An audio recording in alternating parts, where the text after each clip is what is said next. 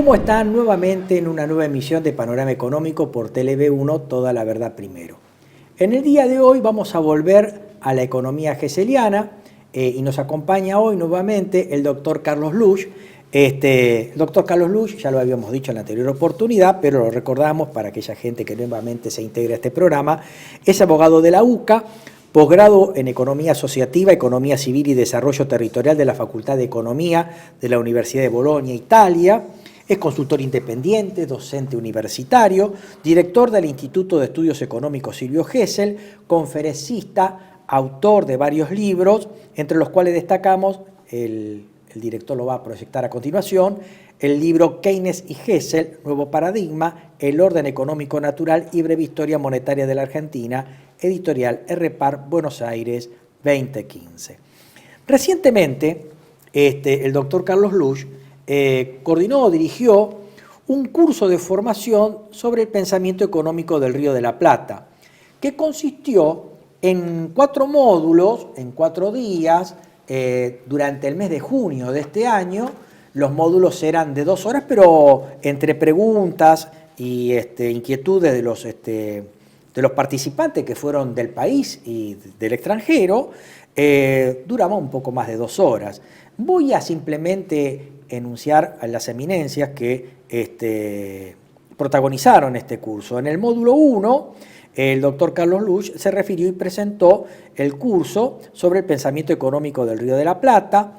En el módulo 2, desde Alemania, el doctor Felix Fudders se puso sobre el orden económico natural como solución a los problemas del mundo. El doctor Carlos Ragonesi, que estuvo en este programa en su momento, expuso sobre la teoría monetaria y económica marxista, confrontación hegeliana y efectos.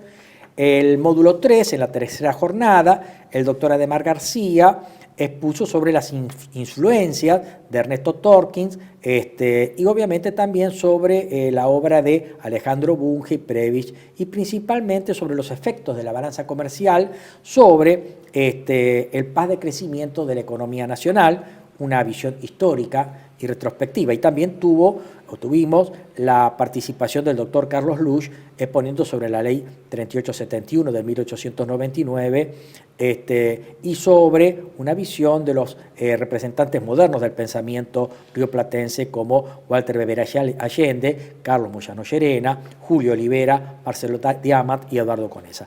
Y en el módulo 4 estuvo exponiendo el doctor Eduardo Conesa, y quien les habla, sobre la retribución de los factores de la producción, sobre las rentas, la renta ricardiana y sobre el impuesto sobre la tierra libre de mejora, que es una propuesta que se da desde la economía del pensamiento económico del Río de la Plata. Vamos a dar paso a nuestro invitado, el doctor Carlos Luch. Muchas gracias por volver a Panorama Económico. Y luego de presentarte o darte nuevamente la bienvenida, y muchas gracias por estar acá, te pregunto, ¿por qué consideras que existe una escuela de pensamiento económico del Río de la Plata? ¿Cuáles serían los motivos? Muy bien, te agradezco la invitación nuevamente.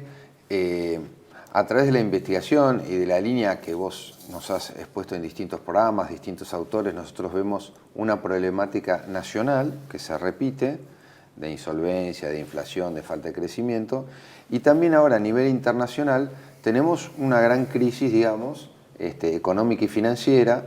Se están hablando de distintas cuestiones, entre ellas el tema de las tasas de interés altas, ¿no es cierto?, las deudas públicas en todo el mundo, y nosotros tenemos un pensamiento cross, como decimos, que abarca las soluciones que están hablando en los distintos ambientes, que tienen que ver con básicamente una tasa de interés que es problemática y se está buscando bajar la tasa de interés a una tasa de interés neutral que ayude al crecimiento económico, generación de empleo y demás. Nosotros vemos que en el origen de las teorías que están hablando en el exterior, también en la Argentina, hay una propiedad común que es el tema de la tasa de interés neutral.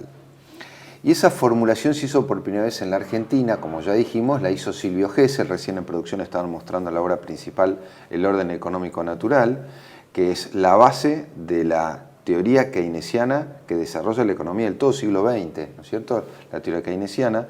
Después hay otro libro que es el del Nuevo Paradigma, que es Keynes y Gesell, donde allí acreditamos, como ya hablamos alguna vez, con documentación y un desarrollo, el nacimiento del pensamiento keynesiano, que es justamente la fórmula que se ha utilizado particularmente después de la Segunda Guerra Mundial y de la Gran Depresión del 30 para el crecimiento económico en los países centrales y realmente en el mundo, a través justamente de un nuevo paradigma que se cree y se descubre en la Argentina, que es el que vamos a mostrar en una placa ahora en producción, por lo cual hasta ese momento la predominante escuela clásica inglesa tenía básicamente uno de sus axiones básicos sobre la tasa de interés, que es de lo que vamos a hablar, que allí se menciona. Ahí tenemos la placa. Exactamente, que los clásicos ingleses decían que el ahorro global depende de la tasa de interés. ¿Qué es lo que decía? Que bueno, si yo subo la tasa de interés, aumenta el ahorro, porque la gente, los inversores, los ahorristas, invierten y ahorran en el banco, de modo tal que retiran la plata del mercado y ahorran más. Si yo bajo la tasa de interés, en realidad disminuye el ahorro. Yo, para que haya más ahorro y más crecimiento, tengo que subir la tasa de interés. ¿Qué dicen los hegelianos? Que después en realidad es los keynesianos, que es la teoría moderna. Vamos a hablar, que ustedes como saben, John Maynard Keynes en 1936 edita su Tratado General de la Ocupación, el Interés y el Dinero, que es la base, digamos, el marco teórico y práctico que ha utilizado la economía moderna para el desarrollo de los países, particularmente Estados Unidos y sus aliados. Nosotros sostenemos que esto nace en la Argentina, en la segunda presidencia de Roca, que es el famoso plan económico de Roca, roquista, con el que se desarrolla la Argentina en los primeros 10 años del siglo XX. Eso es copiado en Europa y en Estados Unidos, esa es nuestra postura. Y la base en la placa se invierte esta ecuación, por lo cual los keynesianos y los hegelianos, lo que desarrolló Keynes en su Tratado General, es que el ahorro global depende del ingreso y no de la tasa de interés. Es decir, se invierte la fórmula. Para aumentar el ahorro global de la población y a través del ahorro la inversión, lo que dice Keynes, previamente Silvio Gesell en Argentina, es que lo que tengo que hacer es aumentar el ingreso de la población, el ingreso de los trabajadores, el ingreso agregado, el ingreso del país. Cuanto más dinero tiene el país, cuanto más dinero tienen los trabajadores, cuanto más dinero tienen las empresas, tienen más capacidad de ahorro y van a ahorrar porque tienen un límite para el consumo de sus necesidades, el resto lo ahorran. Si los ingresos bajan, también va a bajar el ahorro porque van a dedicar gran parte de su ingreso, que son más bajos, a la supervivencia, al consumo, claro, vestimenta, comida, necesidades básicas, no van a tener un saldo para ahorrar, como pasa en la actualidad en Argentina. Es muy baja la capacidad de ahorro porque los ingresos son muy bajos. Si yo aumento los ingresos, ese excedente yo lo puedo ahorrar. Es decir, es al revés. Y consecuencia de eso, dice que la demanda de dinero va a aumentar si la tasa de interés es baja. Es lógico, si el dinero es barato, yo bajo la tasa de interés, la gente puede consumir más, pero sobre todo las empresas pueden invertir en capital de trabajo, en desarrollo de productos, producción, porque es más barato invertir. De modo tal que de esa forma no solo tengo una mayor renta y una ganancia empresaria, sino que toda la economía se empieza a mover, generando mayores ingresos a la población y mayores recursos fiscales también. Y entro en un círculo virtuoso. Esto es lo que descubre Gesell y lo que aplica la Argentina y después el hemisferio occidental. No exageramos, son varios los referentes que así lo dicen, y Keynes lo sistematiza en su Tratado General. Por eso esa placa que vimos es el centro de lo que llamamos el pensamiento de la escuela que nosotros llamamos, porque hay otros autores argentinos previos a Silvio Gesell que se destacan en el desarrollo de estas líneas de doctrina y teoría económica. Y así es como llegamos a la conclusión de que tenemos una diferencia entre el capitalismo económico y el capitalismo financiero. Capitalismo económico es el capitalismo de las empresas, de la producción, ¿no es cierto?, distribución y consumo, y el capitalismo financiero es el que nosotros vemos ahora basado en la especulación y en el crecimiento de los activos financieros no productivos, sino que generan dinero por sí mismos a través de la especulación internacional o nacional, en la compraventa de bonos, especulación de monedas y la generación del interés y el dinero por sí mismo. El financiarismo. Financiarismo. Es claro, la financiarización de la economía. Se pasa, y no me voy a extender en esto, de 3 factores de producción, que son la tierra, el capital y el trabajo, a 2, que es capital y trabajo. Se esconde la tierra, la naturaleza, y se convierte la naturaleza en un activo financiero. Esa es la financiarización de la economía. Capital es el capital de las empresas, de las máquinas, de la producción, de los elementos de la producción, y el trabajo, por supuesto, el trabajo humano. El capital se tiene que retribuir mediante la ganancia del empresario, el trabajo mediante el salario y el factor de producción tierra mediante la renta. Bueno, esto ha sido todo confundido y financiarizado, ahora son todos activos financieros, eso genera una mezcla, una confusión y deriva hoy en la financiarización de la economía, que es un exceso de activos y derivados financieros que se van multiplicando por sí mismos y generan una deuda generalizada sistémica, no solo en los estados, hoy están en crisis, como ya vimos ya en los PICs en el 2008, 2009 y en Europa, sino en todos los estados nacionales, incluyendo hoy en día Estados Unidos, que está produciendo un gran trauma político ahora con ese motivo, que el presidente de Estados Unidos pide a la Reserva Federal que baje las tasas, no saben cómo manejar la deuda pública. Esto está pasando en todos los países y esto tiene que ver con el mecanismo inducido de los derivados financieros. La solución de esto fue desarrollada en la Argentina por Silvio Gesell y aplicada con éxito por el segundo gobierno de Roca, asesorado por los empresarios Ernesto Torquis y el gran político argentino Carlos Pellegrini, que promovió la ley geseliana aprobada por el Congreso el 4 de noviembre de 1899. ¿No es cierto? Que fue una devaluación del 127%, una explosión de las exportaciones del crecimiento económico, sin inflación y con superávit fiscal. Hubo superávit gemelos. No solamente en la época de Duhalde, Lavani y Remes Lenikov, heredada por Néstor Kirchner, donde te recuerdan 5 años de crecimiento con superávit gemelos, por una devaluación que no fue seguida por inflación, por la gran recesión que había en ese momento, sino que la clave del crecimiento y el éxito de la generación del 80 fue la que acabo de mencionar, que luego fue estudiada por los economistas de Estados Unidos que vinieron, John Williams básicamente, Alex Ford de Oxford y muchos alemanes de todo el mundo, y la replicaron luego en Europa 30 años después de la Gran Depresión del 30. Con este motivo nosotros y los profesionales de nuestras cátedras y del Instituto Gesell nos preguntamos, ¿pero esto por qué se dio en la Argentina de esta manera? ¿Por qué Silvio Gesell consiguió este apoyo político y técnico de los ministros de Economía? En ese momento era José María Rosa, el ministro de Economía de Roca, para promover esta ley. Bueno, porque existía una línea de pensamiento económico que consideramos que es del Río de la Plata, que viene de la época ya de Manuel Belgrano y sus sucesores desde la Revolución de Mayo, donde Mariano Moreno hablaba de desarrollo.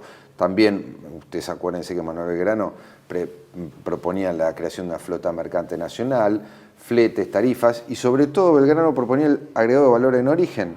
También hablaba de la renta de la tierra para financiar al Estado, antes que David Ricardo, como cónsul vitalicio de la provincia de Buenos Aires, porque él había estudiado en Europa, por supuesto, no solo en España, sino también en Italia.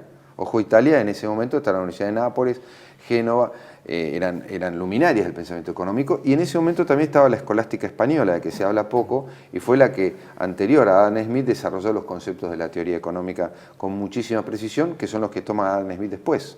O sea que está en cuestionamiento que Adam Smith sea el creador de la economía moderna, el capitalismo, como se lo llama, economía económica inglesa, porque en realidad ya habían desarrollado los escolásticos españoles 200 años antes conceptos similares, sobre la propiedad privada, la renta, los mercados, la oferta, la demanda y demás. No me voy a extender en eso, simplemente decir que esta inquietud nos lleva a pensar, pero ¿cómo?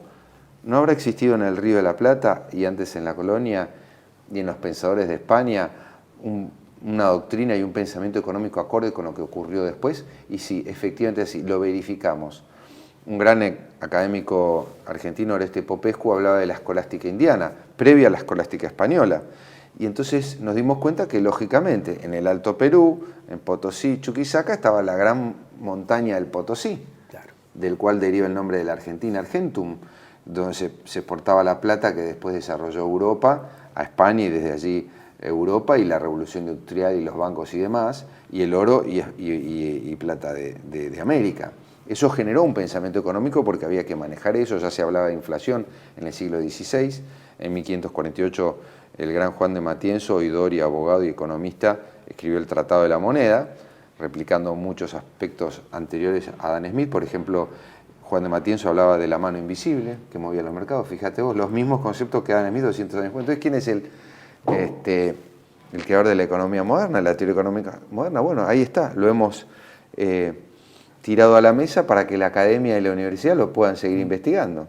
Entonces, en el siglo XVI no se hablaba de inflación, sino de revolución de los precios, ¿no? Exactamente, claro, por la abundancia de metal, que era un borbotón que evidentemente modificaba todos los precios relativos, claro, inmediatamente. Y la hizo España también muy cara, lo que hoy llamamos carry trade o dólar barato, porque realmente lo que pasaba es que Europa producía mucho más barato, pues no tenía oro, y España tenía mucho, era muy rica y todo costaba mucho. Entonces era más barato para España importar y a sus colonias el contrabando que producir. Y ahí tenemos todo el desarrollo histórico-económico por abajo de la línea de flotación, ¿no? Y un error, Carlos, que una vez más lo planteamos, sobre todo de algunos amigos historiadores hispanistas, que hablan con orgullo de haber tenido un real de A8 apreciado. Correcto. Como moneda fuerte del mundo. Es al revés, en realidad, más allá de otros factores que influyeron en el comercio español, su competitividad, su sistema tributario, etcétera. Lo que hay que hablar es que en buena parte las manufacturas inglesas terminaron ganando los mercados internacionales frente a las españolas, es esencialmente de que la libra estaba depreciada, la moneda inglesa estaba depreciada frente a una moneda súper apreciada que era el real de A8 español. Y esa fue una de las causas por la cual Gran Bretaña terminó desplazando el comercio internacional a España, ¿no es cierto? Más allá de otras cuestiones, porque es multicausal el fenómeno, en realidad no... Los hispanistas lamentablemente se quedan con que España fue grande porque tenía una moneda apreciada. No, España dejó de ser grande por tener una moneda apreciada. Por ese motivo, afirmativo, es así. Como quizás los historiadores, como pasa antes, no son economistas ni comprenden estos fenómenos, por error, igual que pasa en la Argentina, aprecian al patrón oro y a la moneda apreciada como un bien, cuando es un problema, es realmente un ancla, un problemón. Y nos está pasando ahora esto. Nos está pasando ahora. Esto nos trae la actualidad sobre el dólar barato y que todo el mundo dice, bueno, pero Argentina está carísimo, es más vale además llevarse los dólares a hacer turismo y se van los dólares que no vengan los turistas acá. Y toda la fenomenología que ya conocemos, que lo mismo se aplicó en el Imperio Español.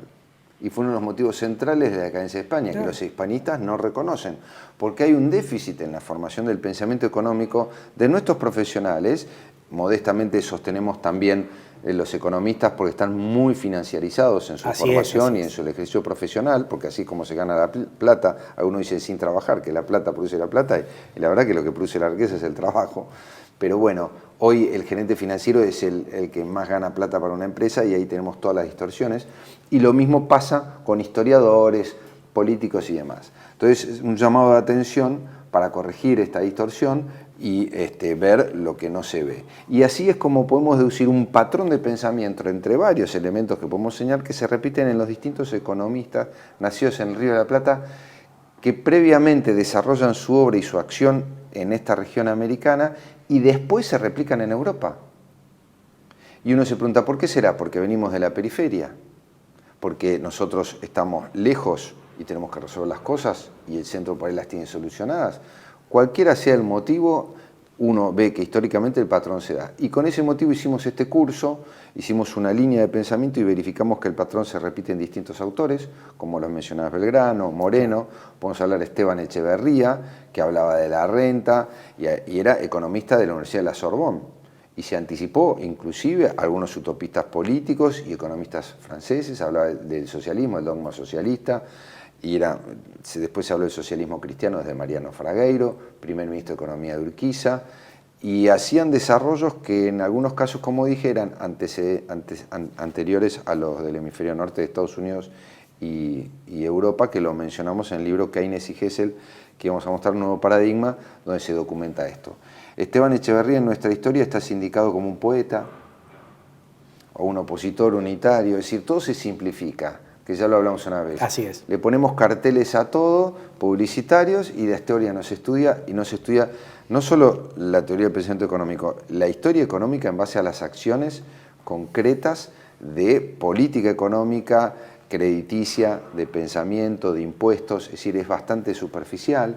Yo pongo un cartel de década infame, del burrito cordobés, de la tortuga edilia, y ya con eso ya sabemos todo, ¿no? Entonces, eso ha sido un problema que es un sesgo cognitivo que incluso importantes profesionales, todos nos vemos influidos por eso, porque estudiamos esos libros y tendemos a repetir.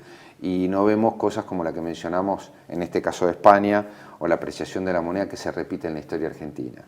Este problema que es central es algo en donde la Escuela Económica de Río Plata y sus pensadores de 200 años a 400 años que tienen las universidades americanas y argentinas se ocuparon de hablar, que es la valorización de la moneda no es buena, es mala, es un problema. Ese es un patrón que nace en Argentina. Después de allí también podemos hablar de la renta, diferenciarla de impuestos. Y después temas muy importantes que tienen que ver con Silvio Gesell, donde él habla de la tasa de interés y la distinción donde se opone al pensamiento clásico inglés y decimos que lo que mejora el ahorro es tener más ingresos, no menos ingresos, es al revés de lo que decían los ingleses, cosa que los ingleses reconocen su error con Keynes y Estados Unidos también y abandonan el patrón oro 30 años después que la Argentina, hace una devaluación Roosevelt como vos sabés, y lo mismo abandona Inglaterra el patrón oro a partir de la crisis del 30 y el mundo, y a partir de Bretton Woods se establece un sistema con el dólar, con la nueva organización de los organismos financieros internacionales, que tienen que ver con un apalancamiento y demás. Pero básicamente se termina abandonando el patrón oro en 1971, como sabemos, como Nixon, cuando no devuelve el oro que le pedía Francia para el pago de sus bonos y demás, y entonces la moneda flota. Es un default. Los libros de historia económica no dicen default. No dicen default. Cuando es Argentina es default. Es default, que tenemos como 9, pero eso fue un default muy importante. Muy importante. Uno de los más importantes de la historia económica moderna, pero no se menciona. Totalmente. ¿No? Y a contrario censo podemos decir que la Argentina, en la Gran Depresión del 30, donde todo el mundo defaultó sus deudas, incluyendo Estados Unidos y Gran Bretaña, Argentina fue el único país del mundo que no defaultó y pagó y honró sus deudas religiosamente. Estaba Raúl Previs, una gran clase dirigente que estaban formándose en la doctrina gesseliana, como Alejandro Bunge, Ernesto Torkins, que seguían las ideas de Silvio Gesell, o Terry. El ministro Terry, famoso, en sus clases enseñaba, y en las entrevistas, que había que leer la obra de Silvio Gesell. Lo tenemos documentado, eso está en las entrevistas que le hacían. Y el desconocimiento de Silvio Gesell en nuestra academia es total, increíble, pero nos sirve como referencia para rescatar buena doctrina económica del desarrollo. Y es así que decidimos desarrollar este curso, donde mencionaba que uno de los centros es la tasa de interés y la teoría del precio. Como hablamos del patrón oro, esto queremos destacarlo, y la apreciación de la moneda, Argentina dice no, esto se llama valor legal de la moneda. También lo decían los hispanistas españoles, los economistas españoles y argentinos después, que tenemos que pasar de la teoría del valor a la teoría del precio. Y Gesell dice, no, las cosas no tienen valor, tienen precio.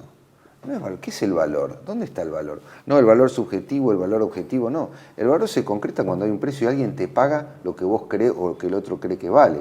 Un departamento, ¿cuánto vale? $200.000 o lo que te paga el mercado cuando viene alguien y te oferta $180.000. No, vale $180.000. Eso es el precio, no es el valor. Esa distinción genera dos teorías económicas. La clásica, que se basa en la teoría del valor, que era una religión, David Ricardo. El valor trabajo, la teoría del valor trabajo. La teoría del valor trabajo y del patrón oro, que el valor de las cosas estaba dada por lo que valían en oro. Y el oro tenía un valor de acuerdo al trabajo que costaba extraer ese oro. Una fantasía. O producir las cosas, ¿no? Producir las cosas que se valoraban en oro. No en precio, sino en oro. Entonces era el valor trabajo que esas cosas tenían y el esfuerzo que se medía en oro, que es la cantidad de trabajo que tenían las cosas. Pero a veces las cosas tenían más o menos trabajo, pero sin embargo su precio podía valer, o tenían poco trabajo y tenían mayor o menor precio, como un vaso de agua en el desierto del Sahara, o un vaso de agua, no sé, en Mar del Plata, en un lago. Es decir, las leyes de Gossen, de Heinrich Gossen, claro. Entonces tenemos una distinción ahí básica que podemos asimilar a este pensamiento que se desarrolla en varios autores en el Río de la Plata. Pero fíjate, es un tema que actualmente es muy recurrente entre los colegas, que genera una divisoria de agua. O soy de la teoría del valor subjetiva, marginalista, neoclásica, o soy partidario de la vieja teoría del valor trabajo de los clásicos, ¿no? Cuando en realidad yo no me enrolo en ninguna de las teorías, yo busco una síntesis. Porque, por ejemplo, está bien, yo puedo fijar el valor de acuerdo a la teoría subjetiva del valor marginalista en términos subjetivo y de demanda. Pero el empresario, ¿cómo sabe si gana o pierde? Por lo tanto, tiene que recurrir a la otra teoría. ¿Cuánto me sale producirlo para saber si estoy en el mercado o no? O si gano mucho o gano poco. Por lo tanto, yo soy partidario que en realidad estas teorías deben ser complementarias. Por ejemplo, en el mercado de competencia perfecta, cuando el ingreso marginal, que es la curva de demanda horizontal, intercepta la curva de costo marginal, ahí tengo el punto de Cournot, ahí tengo que producir y vender a un beneficio mínimo de competencia. Pero, ¿qué ¿qué empresas se quedan en ese mercado de competencia perfecta y por qué a través de esa ganancia mínima o de competencia? Y tengo que mirar atrás y ver mis costos para saber si estoy en mercado o no, aún con esa ganancia mínima o de competencia, ¿no es cierto? Yo creo que esta discusión es totalmente estéril, ¿no es cierto?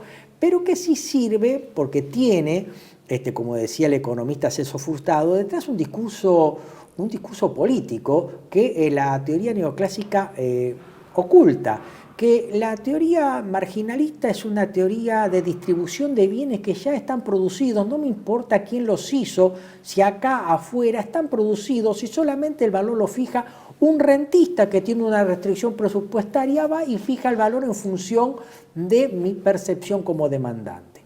Detrás se enrola una idea de una economía de gente que vive de rentas y que compra los bienes, no importa si están producidos en el país o en el exterior, que es un poco esa impronta que un poco nos deja estas administraciones que nos gobiernan, ¿no? Exactamente.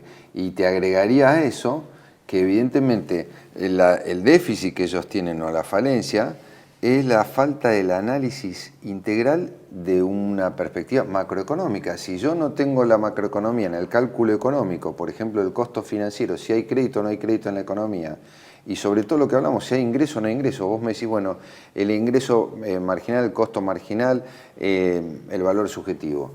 Claro, para un empresario el valor subjetivo, como dijiste, cuando tiene que pagar los insumos y los costos, es muy relativo. Pero además en el mercado, si el mercado tiene plata te va a comprar, y si el mercado no tiene plata no te va a comprar. No es un tema de valor subjetivo, porque yo lo quiero pero no tengo la plata para comprarlo. Volvemos a Keynes, al ingreso agregado. Por eso el dinero tiene que ser barato, la tasa de interés baja para que pueda estimularse el consumo, la inversión y la actividad económica. Es decir, volvemos a, digamos, a esterilizar una teoría con la otra y dejamos, por supuesto, al margen el análisis macroeconómico, claro, que es inherente a todo el cálculo económico, ¿no? Que es lo que suele ocurrir en estos casos. Por eso hemos hablado en su momento, ¿te acordás que hablamos de las diferencias entre Keynes y Hessel y otras teorías? Y tiene que ver con esto del análisis macroeconómico, que nosotros sostenemos que se inicia realmente por primera vez en la Argentina con esta ley del 4 de noviembre de 1899. ¿Por qué? Porque Hessel propone que ya que los precios no van a poder medirse en oro, no haber un valor legal establecido, digamos, perdón, no haber un valor, digamos, establecido por el oro, sino un valor legal establecido, el valor del oro, el Estado dice cuánto vale el oro, y no el oro cuánto valen las cosas. Si el oro viene del exterior o se va, la base monetaria se va modificando. Es el Estado el que regula cuánta base monetaria necesito para desarrollarme, y no el oro que entra y sale del país, para decirlo en términos simples. Entonces, allí tenemos que es importante la teoría del precio, y para poder estimar el valor del precio necesito un índice, el índice general de precios, que es una formulación hesseliana, porque yo para establecer la medición de cuánto vale el dinero y cuánto valen las cosas las tengo que medir, tengo que hacer un índice estadístico, y la medición por producto, por servicio, por periodo y demás, por sector geográfico, por comercio exterior. Todo eso se llama índice general de precios, al consumidor minorista o mayorista. Así lo propone él, y una canasta de bienes y servicios que son los básicos para la población, que va a estimar un estimado, justamente un promedio de variación de precios, y con eso se va a establecer la variación del valor del dinero, del precio del dinero, y sobre eso se va a hacer política económica y lo que ello implica. Bueno, esta propuesta es revolucionaria de Hessel, por eso propone cambiar la medición de los precios que se hacían por oro por este índice. A partir de la existencia de este índice que se empieza a medir en la Argentina, y que después el gran desarrollador es el ingeniero Alejandro Bunge, que crea la Dirección Nacional de Estadísticas y Censos en la década del 20, que es el maestro del gran economista Raúl Prebisch, que a su vez Celso Furtado, que mencionaste, es discípulo de Raúl Prebisch. Las teorías económicas con las que se desarrolló Brasil son las que se desarrollaron en la Argentina, en la Escuela Económica del Río de la Plata. Claro que fue teoría de Cepal, inclusive. Claro, afirmativo. Sí, así es. La idea de centro-periferia. Y Raúl Prebisch exactamente sale de ahí, y sale Alejandro Bunge, que era el discípulo. El Prebisch original. El Prebisch original. Después podemos hablar del otro. Que no es después de la de 55, que es un Prebisch insólito, diría yo. Pero bueno. Del Fondo Monetario Internacional, claro, y de otro orden de cosas. Entonces, es importante la distinción que haces, porque es el pensamiento puro del Río de la Plata, el anterior a 1955, ¿no? Después viene otro, podemos hablar, por ejemplo, de Carlos Moyano Llerena, y derivados, pero digamos, en el estado puro lo tenemos a Bunge, que es Previs y discípulo de Bunge. Por eso digo, Brasil se aprovecha, y los países que han desarrollado, muchos de ellos, las doctrinas que fueron desarrolladas en la Argentina, que Estados Unidos toma y le da los planes de desarrollo a sus países aliados, como lo hemos hablado en su momento con el doctor Conesa, donde Brasil se ve beneficiado por su alianza con Estados Unidos y le dan un plan de desarrollo económico muy importante, pero los patrones son los que desarrolla Previs y Alejandro Bunge en la Argentina, que es lo que se desarrolla en la década del 20 y en la década del 30, mal llamada década infame, porque en el gobierno de Justo se duplicó el PBI en 6 años, y en el gobierno de Roca entre 1900 y 1910 también se duplica, y hasta el PBI, y las exportaciones casi se cuadruplican entre 1900 y la Primera Guerra Mundial en la Argentina. Eso lo habla Ademar García, ya que hablamos de autores, voy a mencionar sobre nuestro curso. Ademar García se ocupa de describir cuál es el movimiento, el funcionamiento de la balanza de pagos de la Argentina y de la balanza de comercio. ¿No? La balanza comercial diferencia entre exportaciones e importaciones de bienes reales, pero la balanza de pago incluye todo el resto de los ítems y conceptos, por los cuales cuando el dinero entra, ya sabemos que se aprecia la moneda local, y cuando el dinero se va, se devalúa la moneda local. Bueno, esto ha sido, entendemos nosotros, mal interpretado por el mainstream, que tiene una visión financiera de la economía argentina histórica. Nosotros tenemos una visión de la economía real argentina, no financiera, como tienen las universidades y el mainstream en general, la academia también, influidas por esta cultura de financiarización de la economía, ¿no? Entonces, queremos volver a la economía natural y la economía real, y nos encontramos con otro panorama del pensamiento económico argentino, que es el que exponemos en el curso. Antes de invitarte a una pausa, la idea de centro-periferia, que nace de la idea de Previs y que imperó durante mucho tiempo en la economía nacional, también el lector inquieto puede observarla, por ejemplo, desde un punto de vista multidisciplinario en otras esferas. Por ejemplo, si usted lee al politólogo, al licenciado Marcelo Bullo, él habla de una insubordinación fundante, en donde él habla de una fe fundante en materia de pensamiento económico que parte del centro, mientras que la insubordinación fundante, que tiende a generar unas políticas de desarrollo industrial de la periferia, esa insubordinación fundante es de la periferia. Pero antes de continuar, te invito a una pausa y volvemos, Carlos. Los esperamos. Residencia como en casa, siempre contigo. Es un hogar habilitado en la ciudad de Buenos Aires con más de 30 años de experiencia en el cuidado de adultos mayores. Ubicada en el barrio de Villa Real, en pasaje Francisco Bauzá 2372, casi esquina Tinogasta. Ofrecemos atención personalizada y un ambiente cálido para nuestros abuelos. Contamos con habitaciones premium, con baño privado y TV por cable, menú supervisado por nutricionista, cocina de primera calidad, jardín terraza para el esparcimiento y conectividad para videollamadas y llamadas telefónicas. Además, ofrecemos servicios opcionales como peluquería personalizada y confección de ropa a medida. Comunicate al 11 50 35 15 25. En Como en Casa, el bienestar y la comodidad de nuestros adultos mayores es nuestra prioridad. Los esperamos.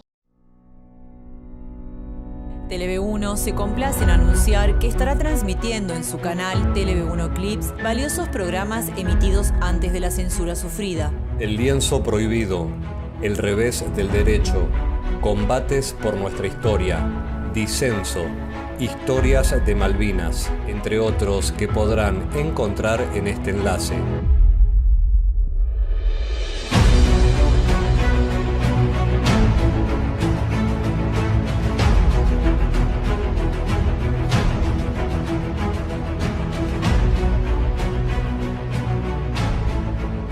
Agradecemos su aprovechamiento y difusión. Bienvenidos a CEPA, Centro de Estudios del Pensamiento Americano. Nuevo sitio web de cursos de formación en política, filosofía, historia, literatura, geopolítica, religión, psicología y más. Cursos de formación que reflejan el verdadero pensamiento americano. Lo invitamos a elegir el curso de su agrado ingresando en www.cepa.la.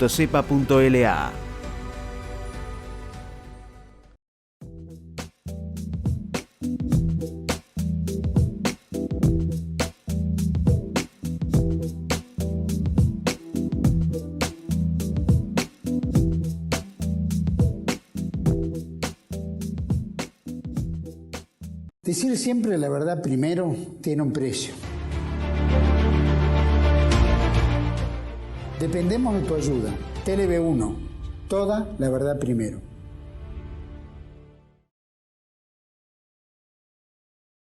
Volvemos, Panorama Económico, estamos con la presencia del doctor Carlos Lusch y antes de seguir conversando con él, se me ocurrieron a lo largo de su relato una serie de ideas, por ejemplo la primera, ¿no? Generalmente una actividad tan noble, tradicional, que era la actividad agropecuaria, en esta nueva onda de financierismo económico, hoy en día estas actividades se las ha rebautizado como agronegocios, en donde, cual ventana de Overton, se han introducido en el mundo de los agronegocios la especulación, por ejemplo, para que el productor no pierda su rentabilidad o pueda colocar sus granos a precios estables, a través de la irrupción en mercados de derivados, de futuros, forward, etc. Lo cual a la larga, si bien la intención primigenia es buena, termina transformando a un productor agropecuario en una persona de los agronegocios y en un especulador más, dentro de este financierismo, ¿no es cierto? También el doctor Lusch nos hablaba respecto de la controversia que hay entre la escuela clásica y la otra escuela, la buena economía, que hablamos nosotros. El doctor Conesa siempre me dijo, déjese de hablar de heterodoxia. La heterodoxia, y es cierto, doctor Conesa, no existe más. Estamos hablando de la buena economía y la mala economía. Y la mala economía es la de los clásicos, y la nuestra es la buena economía. La vieja economía clásica, sí es cierto, nos decía que la tasa de interés era una especie de árbitro en las decisiones de consumo y de inversión, en donde si la tasa de interés era alta, bajaba el consumo y la gente aumentaba el ahorro, y viceversa. Cuando la tasa de interés era baja, tendía a aumentar el consumo y bajar el ahorro, en donde la tasa de interés era una especie de precio intermediador entre las decisiones de consumo de consumo y de ahorro, ¿verdad? Sin embargo, esto no parece empíricamente verificado. El doctor Lusch nos hablaba sobre las ideas de Keynes y de Hessel respecto de que el consumo en realidad está determinado por el producto, o sea, el ingreso de las personas. Lo mismo que con los países que tienen ingresos bajos tienen una muy alta tasa de propensión marginal y media a consumir y baja propensión media y marginal a ahorrar, ¿no es cierto? Y a medida que estas economías crecen en su producto, hacen que la propensión marginal y media a consumir vaya creciendo a tasa decreciente, mientras que comienzan a aumentar su propensión marginal y media a ahorrar, ¿verdad? Pero la tasa de interés acá no corre, no cumple una función, tanto en el corto como en el largo plazo. Pero también la idea de que el consumo está más que bien determinado por el ingreso, tanto a nivel microeconómico como macroeconómico, y a nivel microeconómico también está verificado empíricamente. Si tú eres una persona que está sin trabajo, no tiene ingresos, y de repente consigue trabajo y le dan una tarjeta de crédito o de débito, seguramente usted pasa a consumir más allá del ingreso porque tiene consumos atrasados. Esto es porque en realidad su nivel de ingresos sigue siendo bajo o tiene un consumo atrasado que lo plasma a un mayor consumo. Pero a medida que usted avanza en su trabajo, lo ascienden o consigue nuevos trabajos, se vuelve más productivo y aumenta su ingreso, pronto usted va a ver que esa propensión marginal a consumir y esa propensión media a consumir va a ir creciendo a tasa decreciente, y ahí sí aparece su ahorro para otras cuestiones, compra de una vivienda, compra de una vivienda en algún lugar de recreo o de vacaciones, viajes y etcétera, ¿verdad? Esta idea de que el consumo está determinado por el nivel de ingresos también había sido desarrollado por Keynes con el tema de lo que dijimos, la evolución de la propensión marginal a consumir y la media a consumir, pero también por otros autores como Duesenberry, en donde hablaba de que el agente económico representativo evolucionaba su consumo a lo largo de una curva de consumo de corto plazo, y que cuando le caía la ficha sobre el ingreso, bueno, saltaba a una nueva curva de consumo, no de largo, sino de corto plazo. Y otros dos autores que hablaban respecto de una perspectiva de ingreso a largo plazo son las teorías del consumo de Modigliani, economista franco-norteamericano, ítalo-norteamericano, Premio Nobel de Economía en 1985, que hablaba de la teoría del ciclo vital, en donde las decisiones de consumo estaban en función de la perspectiva del ingreso a lo largo de todo el ciclo vital de los agentes económicos. Y en el caso de Milton Friedman también la teoría del consumo de Friedman era respecto de la perspectiva que tenía el agente económico respecto del ingreso permanente, ¿verdad? Más allá de que algunos se enfocaban en el corto plazo y otros en el largo plazo, todas estas teorías confluyen en la idea de que las decisiones de consumo de los agentes económicos, tanto a nivel micro como macro, dependen más que nada y preponderantemente del ingreso, ¿verdad? Y el otro tema de que por ahí había quedado por ahí pendiente, hablábamos fuera de cámara, yo había hablado por ahí para hermanarnos con gente que tenemos el mismo pensamiento pero distinta formación, en este caso los politólogos, el licenciado Marcelo Bullo, persona que no tengo el gusto de conocer pero me gustaría conocerlo. Él hablaba en su libro, uno de los libros importantes del licenciado era La insubordinación fundante, que toda la idea fundante de que tenemos que ser librecambistas, abrirnos a las economías, bajar los aranceles, atrasar el tipo de cambio, endeudarnos, etcétera, parte de una fe fundante que es un discurso del centro, mientras que la insubordinación fundante, que tiende a transformar a los países en productor de productos industriales y de valor agregado, esa insubordinación fundante partía de la periferia. A lo cual el doctor Carlos Luch me dice, fuera de cámara y durante el corte, también Manuel Belgrano fue una persona que enarboló la bandera de la insubordinación fundante. Te escucho. Perfecto. Es así. Manuel Belgrano fue quien, desde el momento de nuestra primera Revolución de Mayo, que fue una insubordinación fundante, sostiene que, al contrario de lo que hacían los monopolios, en ese caso españoles comerciales, que compraban barato y vendían caro, había que agregar valor en origen, producir no solo comercio, sino industria, trabajo y desarrollo. Y dice, bueno, hay que agregar valor en origen, agreguemos valor acá en el Río de la Plata, y en vez de exportar cuero, exportemos zapatos, decía Manuel Belgrano textualmente. Y esto es muy importante, porque además sostenía que eso necesitaba también de lo que él formuló, un proyecto del primer banco, lo que hoy llamamos un fideicomiso, un fondo común de socorros mutuos para los agricultores del litoral, que era un banco de fomento para sostener su actividad, preservar los suelos, primero ecologista, ¿no es cierto? La renta del suelo, que debía estar destinada a financiar el Estado y no los impuestos, y decía que además los bancos eran peligrosos, Manuel Belgrano, porque cuando tendía a subir la tasa de interés o la crisis, en vez de ayudar y fomentar, retiraban el dinero de circulación, lo tiene en sus escritos, lo mismo decía Mariano Fragueiro. Entonces, justamente son procíclicos, en vez de ser contracíclicos para ayudar a estabilizar la economía, cuando hay una crisis la empeoran. Esto está escrito en los escritos de Manuel Belgrano. Es muy interesante. Y siendo, perdóname la interrupción, y siendo que Belgrano era una familia comerciante, es decir, Belgrano y Peri eran familia italiana, eran familia de comerciantes. Y del monopolio español. Exactamente. Y él hace la insubordinación fundante para decir, bueno, no vamos a trabajar más para el monopolio español, nos vamos a insubordinar y vamos a ser fundantes de una nueva economía, que es la economía del Río de la Plata, para desarrollarnos desde acá y liberar las colonias de América para que sean independientes. Y siendo funcionario del gobierno español, estando siendo titular del consulado, Belgrano tradujo en sus memorias las ideas fisiocráticas y también de Adam Smith. Por ejemplo, Belgrano era un gran propulsor no solamente de la constitución de colonias agrícolas, fundó 2 ciudades, sino que también, por ejemplo, Belgrano crea la Escuela de Náutica para permitir el comercio a lo largo del país. Formar una flota mercante. Una flota mercante, la promoción para la producción de cáñamo, materia prima para la industria naval, estamos hablando de industria, o también la promoción de escuelas de dibujo, que en aquella época estamos hablando de dibujo, estamos hablando de prototipos, partes de piezas, o estamos hablando de lo que hoy sería el diseño industrial. O sea, desde una posición bastante incómoda, que era desde el consulado, ¿verdad? Perpetuo del Río de la Plata, para fomentar el crecimiento del Río de la Plata.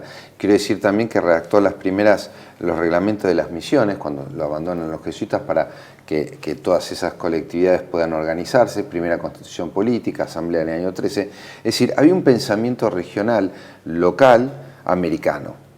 Por eso lo llamamos el primer economista, Manuel Belgrano. Así es. Con fundadas razones. También hubo previos a Manuel Belgrano de la región, como hablamos Juan de Matienzo y otros, y todos los posteriores, que siguen todos una misma línea. Porque ¿de qué hablaba Belgrano? De lo que vos acabas de mencionar, centro y periferia.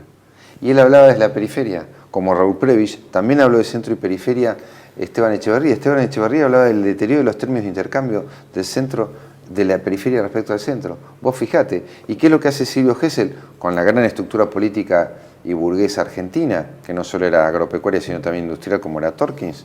Bueno, una insubordinación fundante. En vez de que desde afuera nos pongan el oro y nos cobren la deuda externa que había que arreglar de la Baring Brothers, arreglan con Inglaterra el acuerdo Romero, con Inglaterra dicen, bueno, yo te pago la deuda externa, pero vos me tenés que comprar mercadería si yo tengo las libras para pagarte los servicios de la deuda. Y Inglaterra acuerda, porque éramos socios comerciales y no se pagaba con más préstamos, sino con el compromiso de exportar, importar, y sucesivamente se fue desarrollando el pensamiento y el interés nacional, y Gesell dice, bueno, ahora dejemos el patrón oro que nos perjudica, devaluemos y en vez de empezar de importar tanto, vamos a exportar nosotros. Y así que una explosión de no solo exportaciones, sino inversiones en Argentina, en función de que se defendió el interés nacional y no el interés del centro, sino el de la periferia.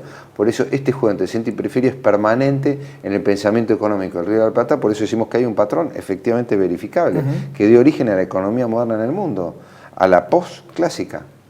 Eso debe reivindicarse y debe lanzarnos al futuro, un futuro que hoy está cuestionado por la financiarización excesiva de la economía internacional, donde ya te cuento que los bancos centrales, las universidades, inclusive un presidente de la Reserva Federal como Bernanke, el Fondo Monetario Internacional tiene papers extraoficiales sobre Silvio Gesell y la oxidación de la moneda, tasa de interés negativa para fomentar la economía. La gente no toma créditos.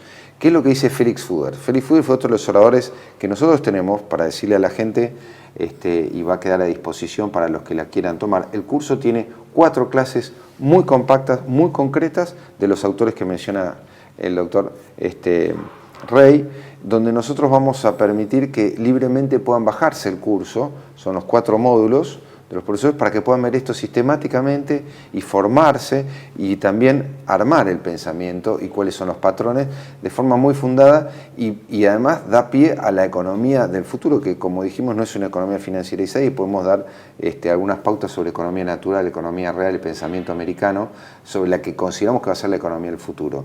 ¿Por qué? Porque, como dije, el Fondo Monetario está sacando papers extraoficiales sobre Silvio Gesell, grandes,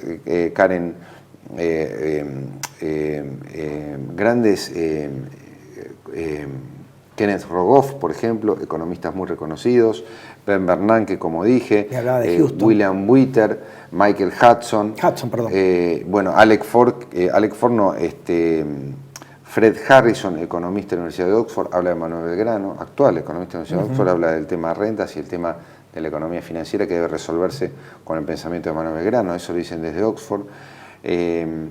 Michael Hudson desarrolla, después vamos a hablar sobre eso con más tiempo, el problema de las rentas de los países centrales respecto a los periféricos y cómo la restricción externa y el estrangulamiento del sector externo no permite a países como la Argentina no solo reparar su deuda, sino desarrollarse con crédito, ¿no es cierto?, industrializarse o crecer. Estamos paralizados hace 50 años, justamente por este pensamiento no solo céntrico, sino financiero. Argentina es el único país del mundo que en medio siglo, hace 50 años, que no crece el PIB per cápita, el único en el mundo. Entonces nos debemos cuestionar, nuestra clase dirigente no se está cuestionando estos temas y la doctrina económica tampoco. Entonces, esto tiene un sentido moderno y de futuro. Bancos centrales, incluyendo el Banco Nacional Suizo, el Banco Central Europeo y el mismo Banco de Inglaterra, han hecho hace 10 años una gran conferencia de bancos centrales y universidades donde dicen, bueno, tenemos que ir a la tasa de interés negativa porque con la tasa de interés positiva se nos van a caer los créditos, hay insolvencia y la gente no toma créditos. El profesor Felix Fuder, que también está en la currícula, en otras clases, para la gente que nos está viendo, el sitio web nuestro es www.institutogesell.com. ¿no? .org, no lo hemos dicho, pero ahí vamos a instalar los cursos para que los puedan bajar.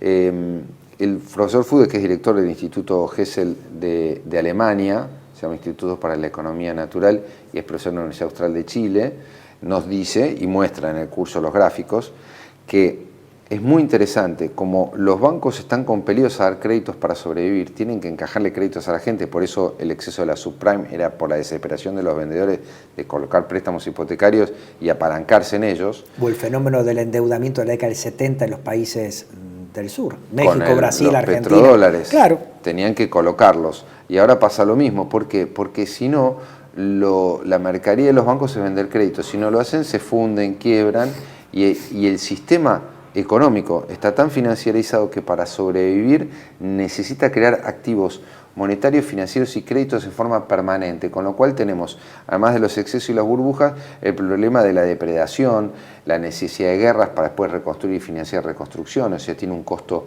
de vida material y de depredación de la naturaleza. Y pérdida de soberanía de los países. Pérdida de soberanía de los países, conflictos sociales al interno, ¿no es cierto? Y esto se va exacerbando.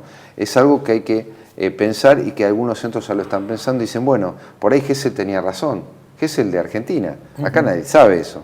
Dicen, tenemos que ir a una tasa de interés neutral para que la gente pueda tomar crédito y devolverlos, porque no pueden pagar los alquileres, ahora vamos a hablar de eso, para abaratar el dinero y que el desarrollo se pueda sostener. ¿Y qué es lo que nos muestra Fooders? Entre varias cosas, cuando dice que el orden económico natural es la solución a los problemas del mundo. Primero, muestra los gráficos por los cuales la deuda pública crece en los países pública y privada, o digamos la cantidad de las bases monetarias, de la misma manera que crecen los depósitos.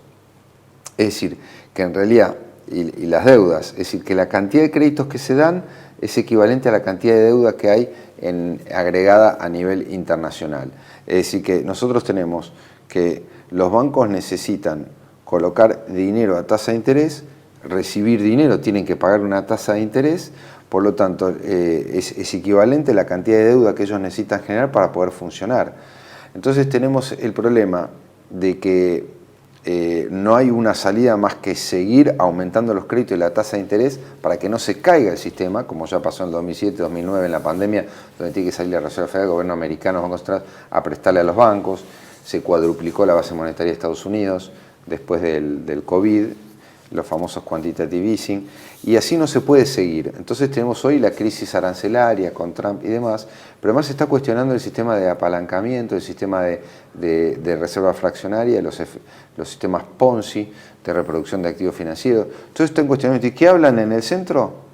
De ir a Silvio Gesell, una economía basada en un M1, se habla de la banca Simon. La banca Simon es la banca Gesell, que el presidente actual nuestro habla de la banca Simon de Chicago, pero lo toman de la Argentina, porque Gesell proponía una base monetaria que sea M1 y que aumente la velocidad de circulación del dinero y no haya reserva fraccionaria, encaje 100%, que es lo que propone el presidente actual.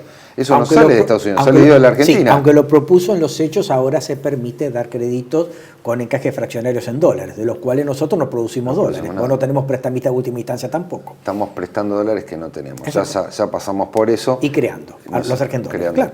Entonces la doctrina no aprende y la práctica tampoco. Y vamos a ver qué termina pasando. O sea, no hay un programa de desarrollo en ese sentido, sino de hipoteca del futuro. Y las hipotecas la Argentina las termina pagando, no solo con sangre o conflictos sociales, sino conflictos internos como tuvimos, sino con recesiones brutales de las que no salimos y tenemos una cantidad de planes sociales, informalidad, y la Argentina no se desarrolla. Y con un padecimiento intergeneracional.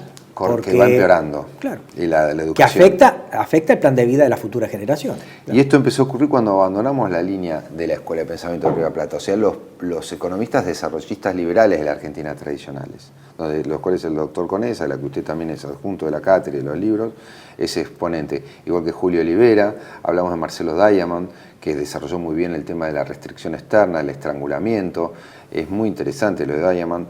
Y después el gran economista Moyano Llerena de la Universidad Católica, que tampoco hoy es ni estudiado ni requerido, sino que tienen hoy una línea, la UCA, ¿no?, financiera, económica, y no de desarrollismo liberal, como era su propia revista de economía, porque el fundador de la carrera de economía de la UCA es Moyano Llerena. Ya no se estudian sus libros ni su doctrina, se estudia lo contrario. Bloomberg, Wall Street, ¿no es cierto?, pues está de moda, pero con eso no podemos hacer economía real ni desarrollo. Claro. Todo eso lo vamos desarrollando en una línea muy compacta, digamos, muy concreta de autores que van fomentando esto, explicando qué es la multiplicación, el multiplicador bancario, la reserva fraccionaria, porque esto genera deudas que después generan impagos, y los problemas que trae la tasa de interés como patologías o con conocimientos convencionales que son falsos, como que la tasa de interés es neutral. No es neutral porque termina haciendo una concentración en determinados sectores de la población y de industria, que la tasa de interés combate la inflación, cuando nosotros, siguiendo a Gesell, decimos que la tasa de interés genera inflación, porque cuanto más tasa de interés los préstamos son más caros, las empresas se financian más caras. Ahora tenemos en los bancos se están cobrando el descubierto, como en la época de Cavallo, que no teníamos inflación y salía 80% el descubierto, la tasa de interés del descubierto bancario está en el 86% ahora, 89%. Claro. Y bueno, tenemos inflación del 2% mensual. Lo que ha hecho el gobierno en estos momentos es tapar una corrida, metiendo esa corrida en una especie de coma inducido, a través de ¿qué? De una elevación exorbitante de la tasa de interés, lo cual lleva a un problema, es decir, la mayor tasa de interés genera un mayor costo empresario, genera más inflación, a la vez que genera más recesión por parte de la gente que ya está endeudada con la tarjeta, y obviamente el sector empresario, porque la mayor tasa de interés es recesiva.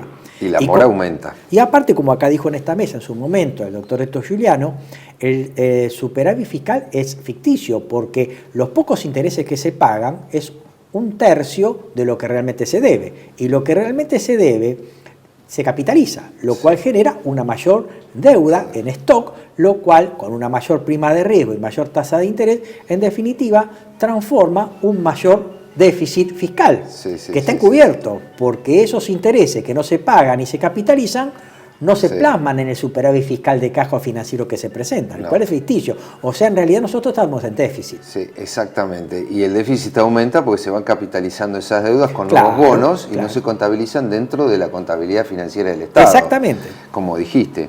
Estos fenómenos, como dijimos, volvemos a los autores argentinos que queremos rescatar, también ya fueron desarrollados. Por eso es bueno aprender de las lecciones del pasado para no repetirlas o lanzarnos al futuro de otra manera. Pero es importante que el mundo haya estado viendo a la Argentina, no solo en la crisis del 2001, cómo sobrevivimos, sino que los patacones, como sabes, funcionaron, como todo el mundo sabe, para salvar la crisis en ese momento, porque los argentdólares no existían, lo que existían fueron los patacones que salvaron a la Argentina. Lo contrario de lo que se está haciendo ahora o con Cavallo, siempre de dar préstamos en dólares, terminan salvándonos los patacones, que es lo que el mundo vino a aprender a la Argentina. Y entre las otras lecciones, digamos, como dijimos, de la tasa de interés neutral o natural que hablaba Silvio Gesell. Entonces, esto que está ocurriendo en el mundo, en la Argentina no es conocido y sería importante que lo conociéramos. También hablamos del doctor Ragonesi. Es muy importante lo de Ragonesi porque además que tiene una profusa obra. Escribimos con él un libro y otros autores, de esto no se habla, la otra economía, con la Fundación Buenos Aires 21, y ahí él dedica un ensayo muy importante sobre la teoría económica y monetaria marxista, crisis y confrontación gesseliana, donde él deja expuesto algo muy importante, porque Marx, porque es el pensamiento predominante también en la Argentina, o el socialismo científico, en la izquierda, digamos, materialista de corte marxista, como es en el mundo y como es también en Europa y en Estados Unidos, positivista, adoptan ellos el concepto de patrón oro.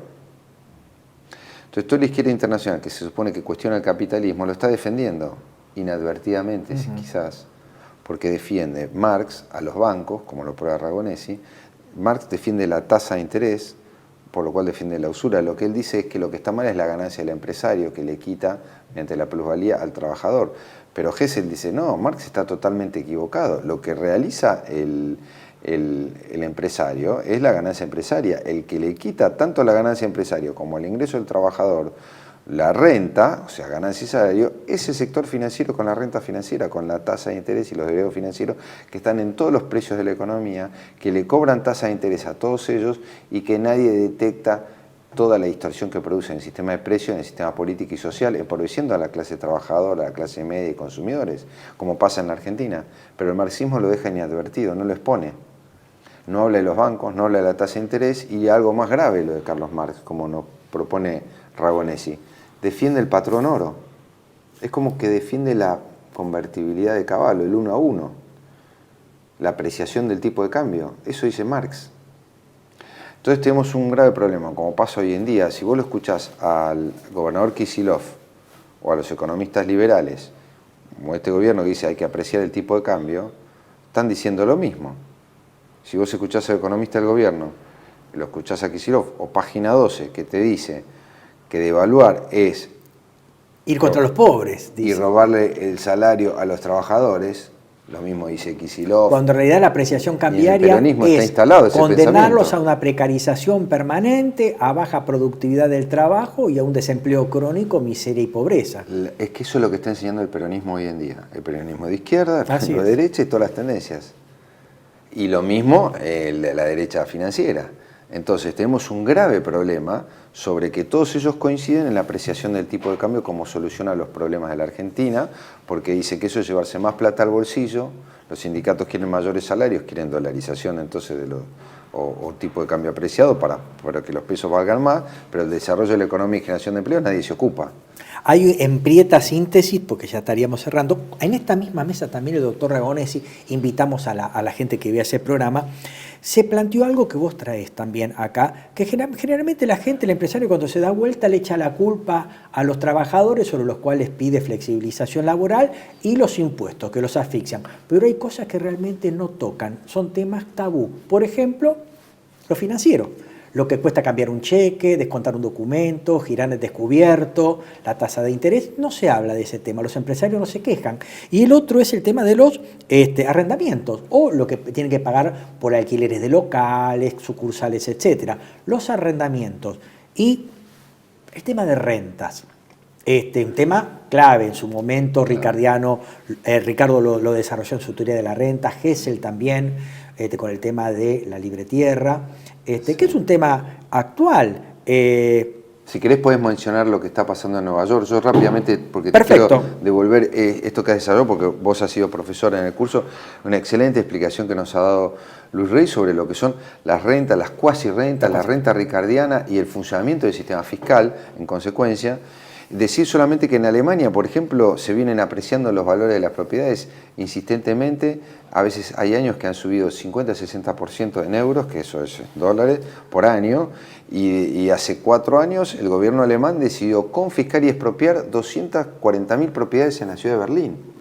¿Y alguien acusaría a Alemania de comunista? O a nosotros. O a nosotros. No tenemos nada que ver. Pero sin embargo Alemania lo confiscó. ¿Por qué? Porque los inquilinos no podían pagar las rentas, que no paraban de subir los alquileres. Contanos qué está pasando en Nueva York. Y para cerrar, en algún momento lo vamos a proyectar acá, Kennedy, actual secretario de Salud de la administración Trump, hablaba de que por primera vez en la historia económica un norteamericano medio destina más de entre un 30 y un 33% de su ingreso para alquilar una propiedad. Que las altas tasas de interés a largo plazo que hay en Estados Unidos han prácticamente marginado al americano medio para el acceso a la vivienda, a la vez que la reciente crisis subprime generó una gran cantidad de pobres.